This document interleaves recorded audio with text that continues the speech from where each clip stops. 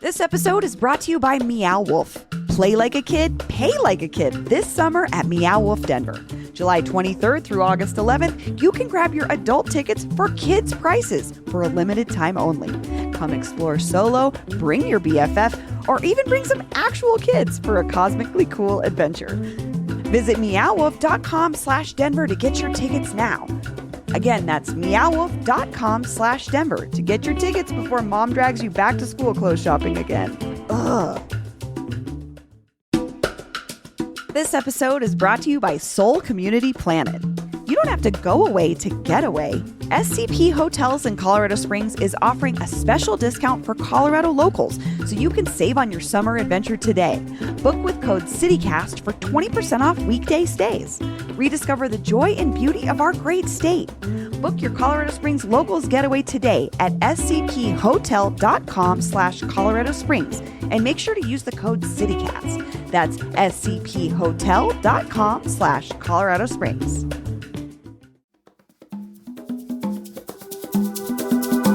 Today on CityCast Denver. Right now in our parks and outside our grocery stores, minimum wage workers are collecting signatures to get the very innocuous sounding Initiative 310 on our ballots in November. But if it passes, it would represent the biggest reform to Colorado's elections in our lifetimes.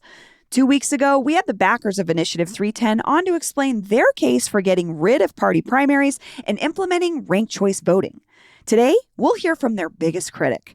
Emily Sirota represents Southeast Denver in the state legislature, and she's on with producer Paul Caroli to make the case against revolutionary election reform. Today is Wednesday, July 24th. I'm Bree Davies, and here's what Denver's talking about.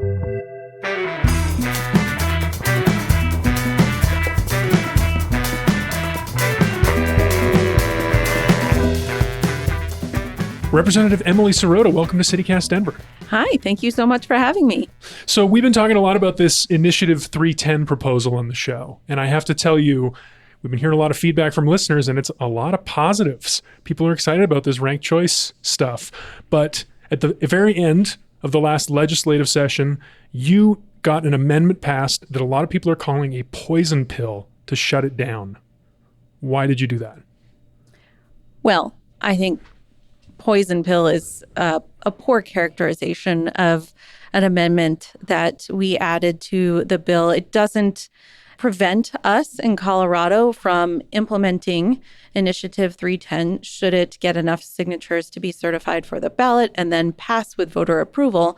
What it does do is give us a runway. I passed an amendment to say that prior to Colorado implementing ranked choice vote statewide and all candidate primaries, sometimes people refer to it as jungle primaries, before we implement that, we should pilot ranked choice voting in a number of different municipalities of different sizes and demographics, because so far, we've only done it in Boulder, in Telluride. Broomfield is getting ready to implement it, but not, I would say, communities that are exactly representative of the entire state.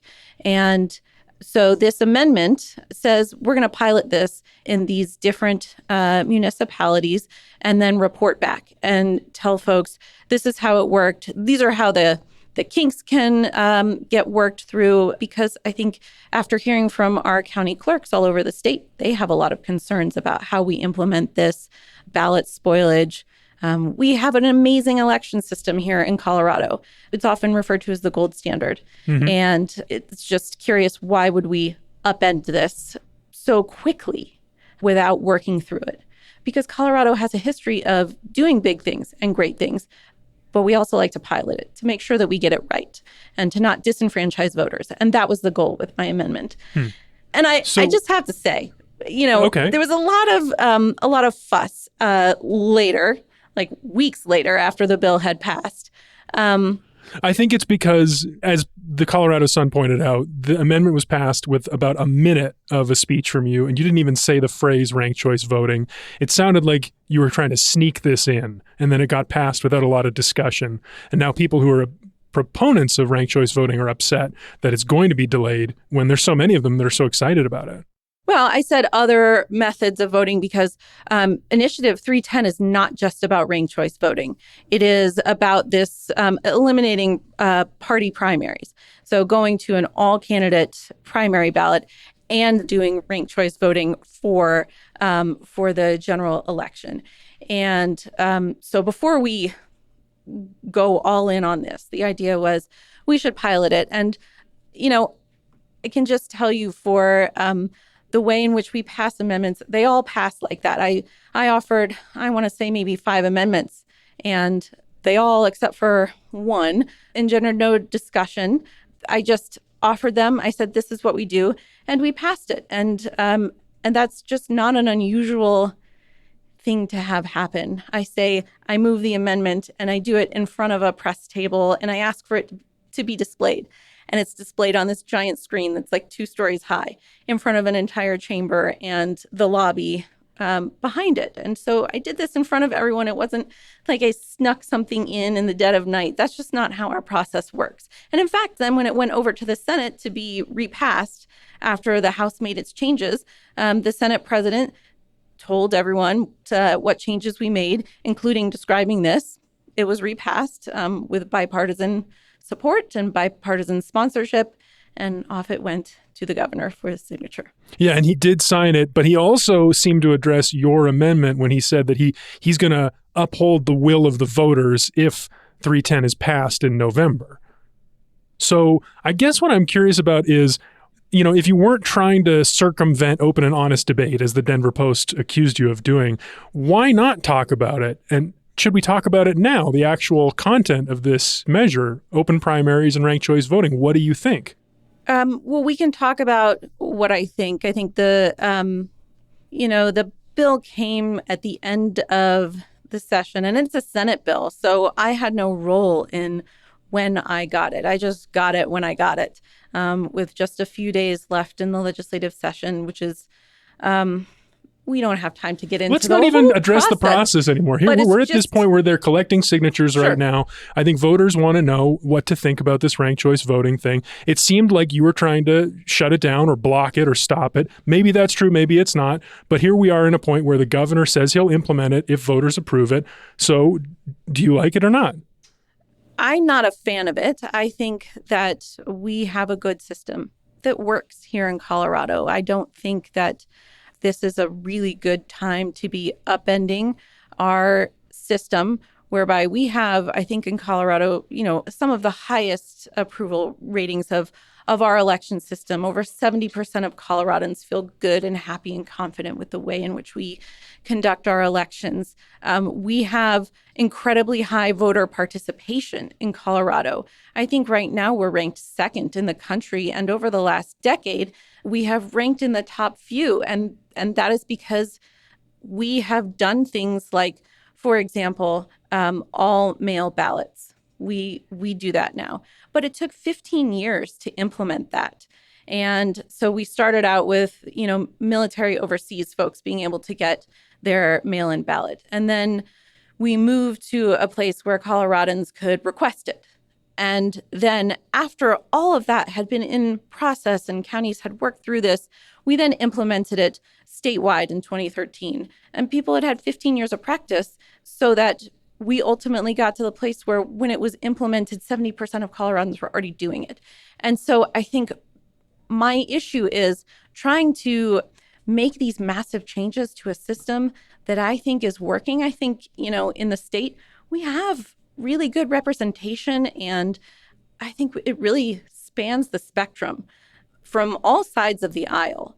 And you could say the same for statewide and for federal office. And so I have concerns about the organization that is coming in and running this ballot measure here in Colorado and in other states around the country, funded by billionaires, private equity folks, not folks that you really come to know as working on behalf of the people to create a better democracy. I think what has been stated is the intended goal is to elect, quote unquote, moderates who will better represent the middle. Well, they would say it's about bipartisanship.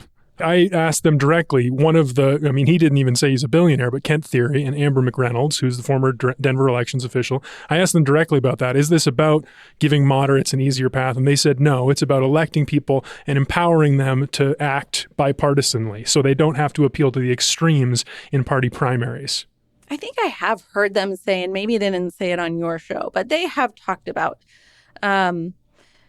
electing those who are moderate and who are representing the middle, who they feel don't have a voice because of quote unquote party extremes. But I think, here in Colorado, we have a really good, we pass a lot of bipartisan legislation.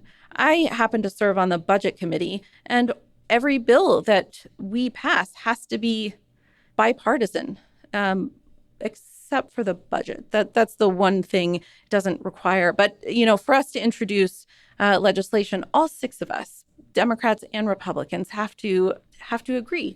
And we do. There are just so many examples where we do things in a bipartisan way here in Colorado. I don't really think that is our problem.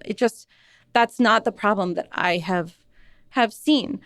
What I have tremendous concern with, what is really important to me and has been since, before I ran for office, but it was something that I talked about in running for office, is money in politics and the real harm that comes from special interests and the money involved. And I think what many of us are concerned about is the amount of money and influence that you will see. The goal, I think one of the intended goals, is to eliminate party influence. And I happen to think that parties are a really good method for people organizing for what it is that they want. And when you eliminate that ability for people to organize in that way, and you don't give them that platform, that organizing space, what becomes a controlling interest is money and who has the most money to spend to win. And that's what I think that you will ultimately see. So you think that the political parties help keep money less powerful, like big, powerful donors? They have less power under our current system than they would under this hypothetical future system? I think that that party primaries do give people an ability to organize and to work through that party system, to elevate issues and platforms that are important to them. And I think if you eliminate that, you will have much more influence from outside dollars that are going to come in and play more heavily. That's what I think will happen. Interesting.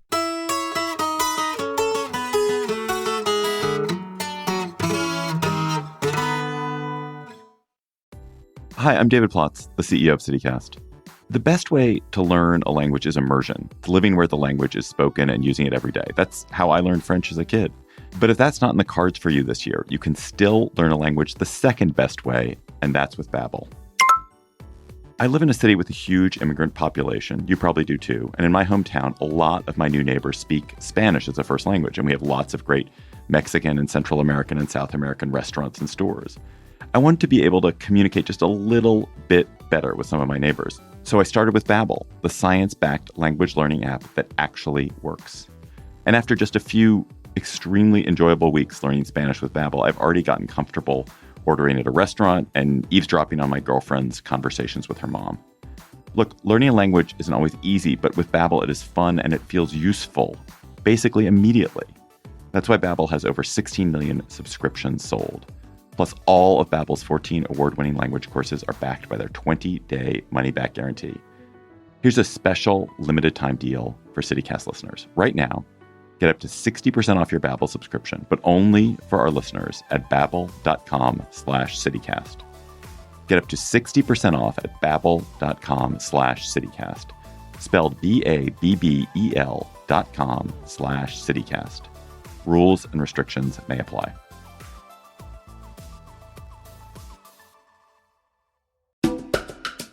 This episode is brought to you by Denver Health. Denver Health has introduced a new resource for the community that is completely free and confidential. If you, a loved one, or a patient is struggling with substance use disorder, call 720-928-2127. This hotline offers essential resources and guidance to anyone, even young people over the age of 12, and provides information about treatment options from a place of zero judgment. If you are living with substance use disorder, help is just a call away. And there's no pressure. You get to choose what's best for you. There are absolutely no requirements to participate. This is just a community resource dedicated to helping you navigate your options. Denver Health offers compassionate support and is dedicated to helping you find the best substance treatment resources regardless of the situation. Call 720-928-2127 or visit denverhealth.org/treatment today. That's 720-928-2127 or visit denverhealth.org/treatment. So I want to go back to a point you made a few minutes ago about clerks and election workers being a little bit worried about this changeover, because I asked Thiry and McReynolds about the same thing. And they're some of the people who gave us this gold standard system that we're so proud of, this mail-in ballot system, McReynolds and Thiry. You're shaking your head. Is that not correct? I don't think Thiry gave us the mail-in ballot system. I think that, election advocates worked really hard to do that. And there was Amber some McReynolds resistance. was one of those people. Yeah, there was some resistance, I think, from time to time about, speed with which things get implemented and how to work through it. But yes. So Amber McReynolds, one of the people who helped Colorado switch over to mail-in ballots, she says they faced this exact same opposition when they were pushing forward with that change from county clerks, from election workers, and now all of those same people are very proud of that change. So why shouldn't we trust them when they say we can do it again? Well, Amber is being paid by Kent Thiry to work on this ballot measure. So let's be clear about that.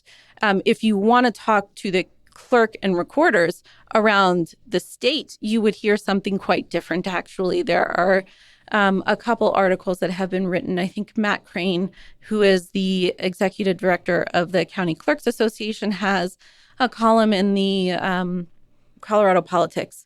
And two clerks and recorders, one from Weld County, and I can't remember, Carly from Weld, and another county clerk, Democrat and Republican, published a column in the Colorado Sun, both defending the amendment that I had passed because they have tremendous concerns about the changes that are contemplated in 310. They do not believe this is implementable by 2026. And in fact, you will see the letter that the governor's office essentially demanded that they write in order for him to sign the bill 210, use the date 2028, because that is when they say they think they can work through implementation challenges to get this done. But they have raised a number of concerns.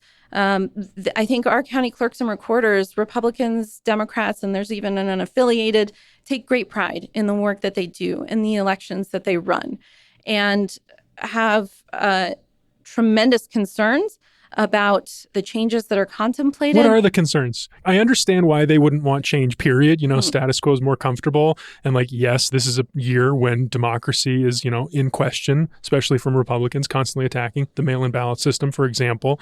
But what are the concerns that they have with the ranked choice system? I think what they want to make sure is that everybody votes and that people feel confident in the way in which the election was run. And there are studies, different universities have done studies about where ranked choice voting has been implemented, for example. And we have seen that there can be ballot spoilage, that people get confused by their ballots and you have greater spoilage of ballots. So, a drop off. Like they don't fill them out correctly and Right. the ballot has to get thrown away? Yes. Okay. And people get frustrated. So it can take days to weeks, actually, to get results from elections using ranked choice voting. I can see how that would be a problem for us in the media who love a story on election night, Yes. but I don't understand why that's a problem for democracy. Well, because I think part of their concern also is, and I ran a bill maybe a couple of sessions ago. I've done work also to protect our county clerks and recorders because of the threats that they have received Republicans and Democrats alike, from saying that the 2020 election wasn't stolen, that it was run properly, that the votes were correct. And they have received threats. They have had to have greater security measures in all of their offices. And I think they are also really concerned about the big change that this will be for people, and that I have heard from them that they feel like this is not the right time to make a change to further elevate those who are out there in our communities pushing this kind of MAGA narrative that, that the elections were stolen. And when you change the system and when different things happen and it takes longer to tabulate, and there's going to require a tremendous amount of voter education to talk about how the ballots are different. And in fact, they have described how, in 1 year, you're going to get 3 very different ballots. You'd get a ballot in March for the presidential primaries, which would be unchanged. In June, you will get 2 different ballots, basically. You'd get the one, because this measure 310 only applies to federal office and statewide elected, so the state legislature. Mm-hmm. And so it's leaving out like the district attorneys, it's leaving out county commissioners. That would be separate. And so those would still fall under the partisan primaries.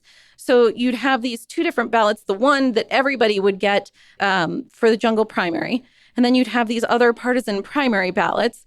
And then you'll have the November ballot of the ranked choice. And it's just, to suggest that this is not going to be confusing and complicated and a big change for voters is, I think, disingenuous. And, I've talked with the Secretary of State about this as well. And she is really concerned about the ability. I mean, it's from the Secretary of State's office and the ability of the county clerks to be able to implement this and implement it with fidelity. We do something here called a risk limiting audit in Colorado, which is after each election, we do a risk limiting audit to demonstrate that the votes were counted correctly and this was done right. This is part of our gold standard. And there is currently not a way to do a risk limiting audit with a ranked choice ballot. The Secretary of State told me that there are a couple professors in Australia that are trying to work on something. But this is like, So we'd give them a call. Right. They might be busy. But there are 2 counties that use voting ballot counting systems and software that can't do ranked choice voting. I mean, there's a lot going on that I think people don't really appreciate. And the clerks have been pretty clear about the challenges that they see and the amount of time it will take to implement it. So, to be sure, it's not that we can't do these things. It's just that there is a lot of work to be done to try to get there. And rushing something through that is a massive change, one that I think will likely have negative outcomes in terms of representation and what that representation does and who they act on behalf of. I have concerns there. So I think it's both implementation and outcome. Okay, well, while we're talking about representation, they made another point. This is Theory and McReynolds. They made another point I was pretty compelled by. They said that under ranked choice voting systems that have already been implemented in states like Maine, they've seen an increased proportion of elected officials, women and minorities, relative to our current system. Colorado's a state, we've never had a woman governor. If we could have outcomes like that, why not switch to that system as soon as possible? We have not had a woman governor, and that to be sure is a shortcoming, I think, of Colorado. However, we have had a majority women-led legislature. We have incredible representation, actually. Large Black caucuses, Latino caucus, our LGBTQ caucus, they're really big. And we have, I think, incredible representation across the state, really diverse. And we just elected Congresswoman Caraveo. I heard the interview, and Mr. Theory seems very disappointed that she won her election, which I find disappointing. I think it's wonderful. And if you want to talk about representation, she's our first Latina pediatrician to represent Colorado in Congress, I think that's something to be celebrated. You're talking about Yadira Caraveo, Democrat in CD8 up north, who's again running for re-election after her first term this November. So they made one other point, and this is after the interview. I got a nice email from the press person at one of the organizations that is helping to fund, who's been sending me these emails all year in support with tons of data. And when I mentioned that I was hoping to talk to you about this, he said, you should ask her about her seat, because her seat is actually a perfect example of one of the districts that we think illustrates the lack of competition that our proposal would change. Apparently, you have not run in a competitive election since 2018. You're my representative, and I know you were unopposed on the Democratic primary ballot back in June. So are you against this proposal because you're benefiting from the current system? Oh, I saw that press person's, I saw reference to me. They were trying to compare me, and they listed one other Denver rep to Representative DeGraff and Representative Bottoms. I'm not sure if you're familiar with them or I know Bottoms. The work they do. I saw he just alleged that the FBI was involved in some conspiracy on the assassination attempt, which was ridiculous. But yeah. So the idea that they are trying to frame me in the same way, I think they're trying to attempt to make me look like some sort of fringe radical. And I'm really, what I am is someone who works well also across the aisle. I am thoughtful and consider the work that I do very deliberately. I did actually win my seat through a very competitive primary, and I would say it sort of demonstrates the system actually can work, that when people feel like they don't necessarily have the representation that they want, you might see a primary. You saw that this past June, there were primaries, and some people won, some people lost. And we also have term limits here in Colorado. I think that that's also something that perhaps leads there to be fewer primaries. If people feel like they are reasonably represented, you may just see people will say, well, I'm going to wait because they're going to be done in another 2 years. And so I'm not going to run this time. And, we can get into the usefulness of term limits or not. I think one result of term limits has become that the institutional knowledge in the legislature rests with the lobby more so than it does democratically elected representation because of these term limits, and also because of the low salary. Not everyone even runs for the full number of terms that they are eligible for. And so, yes, that is true. I haven't had a competitive primary, but I won my seat in a quite competitive primary. I want to ask you about a term you've used a couple of times, jungle primary, because I've heard critics of ranked choice voting use that term where proponents say open primary. What do you mean by jungle primary? I think people have used that term just to refer to the sort of wild nature of such a primary. And I think, there was an example in California in the jungle primary for Senate and sort of the shenanigans that we saw go on with the Democrat who ultimately won there, trying to elevate the Republican. So I think the idea that this change to a different system doesn't invite other, political shenanigans activity, and that it's somehow some sort of pure system. Every system has pros and cons. We make trade-offs depending on the system. And so I don't really see purity there. It's a different way of doing it, and one that I'm not sure is better. Okay. Well, last question here. The theory-backed campaign that we've been talking about, they're out collecting signatures to get this Initiative 310 on the ballot in November. I walked past somebody at King Soopers just this last weekend who asked for my signature. And like I said, Governor Polis, he said he would uphold the will of the voters if they pass it in November. So I want to give you the opportunity to speak to folks who are being asked for their signature right now. Why do you think they should not sign? I think that we have a great system here in Colorado, one to be proud of, one that people are proud of. I think that we, on the whole, have diverse representation, and I don't believe that now is the time to change our gold standard election system to something that I think is being driven by moneyed interests and will ultimately benefit moneyed interests. I think that being able to organize around having primaries where people can organize for what it is they want, I think that is beneficial to our voters. And, unaffiliated voters can still vote in our primaries. So they're not being disenfranchised in that way. They're able to vote. They're not being left out. And so I think this is not the right time to make such a change. Representative Emily Sirota, thanks so much for joining me. Thanks for having me.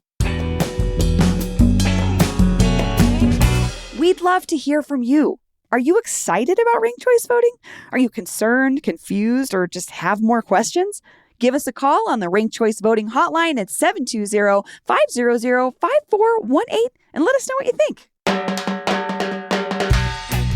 That's all for today here on CityCast Denver. If you enjoyed this show, why not take a minute to tell a Denver voter about us? Rate the show wherever you get your podcasts and subscribe to our morning newsletter and learn more about us at denver.citycast.fm.